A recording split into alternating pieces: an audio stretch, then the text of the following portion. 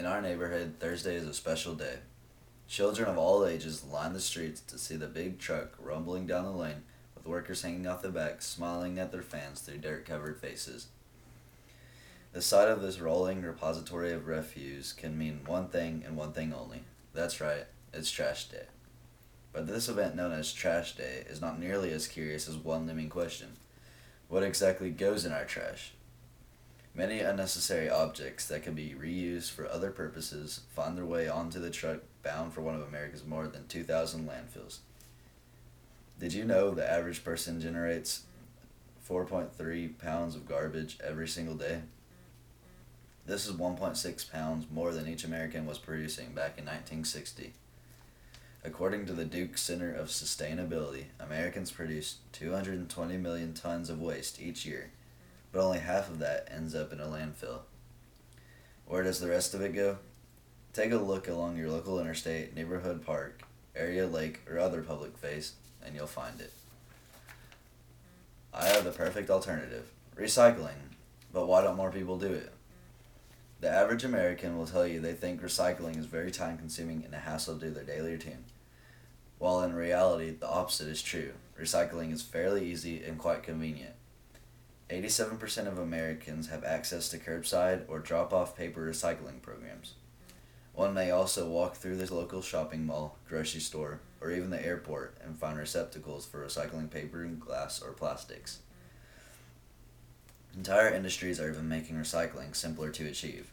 For instance, a popular movement along credit union is shred parties, which is when customers are invited to bring their sensitive documents such as tax returns and bank statements to have them shredded and then recycled.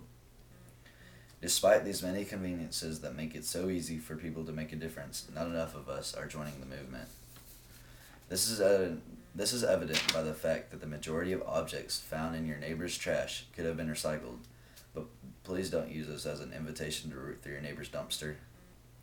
The Environmental Protection Agency estimates that 75% of Americans' waste is recyclable, yet we only recycle 30% of it.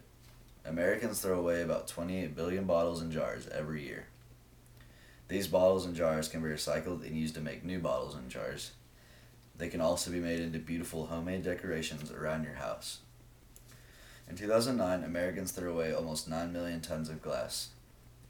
That could fill enough tractor trailers to stretch from New York City to Los Angeles and back again. The Container Recycling Institute estimates that the 36 billion aluminum cans landfilled last year had a scrap value of more than $600 million. An estimated 1 billion unwanted food items are discarded annually in American schools.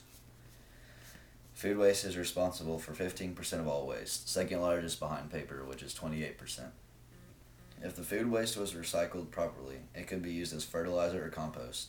With statistics like that, it's no wonder our landfills are quickly reaching capacity. Overfilling landfills causes pollution, which creates harmful conditions for both the environment and humanity. Methane gas is produced in landfills because of anaerobic decomposition. This means the discarded food is buried and does not receive oxygen. As a result, methane is created. Methane is a potent greenhouse gas responsible for more global warming than all other non-carbon dioxide gases put together. A compost pile, on the other hand, experiences aerobic decomposition, meaning oxygen is used in the breakdown of matter. Landfills also present issues by contaminating groundwater and aquifers. As much as 50% of the U.S. population depends on groundwater for its drinking water. Materials from the surface can find their way into the groundwater. Drinking contaminated water can cause diseases such as hepatitis and dysentery. Since groundwater is part of the hydrologic cycle, contaminants can make their way into the atmosphere. People who live in places with high levels of air pollutants have a 20% higher risk of death from lung cancer than people who live in less polluted areas. Some people recommend burning garbage, but burning garbage not only adds land pollution after being fully burnt, but it also becomes a source of air pollution by emitting harmful gases while burning.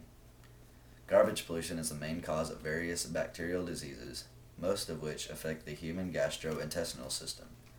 Typhoid, malaria, and various infectious diseases are also caused by it.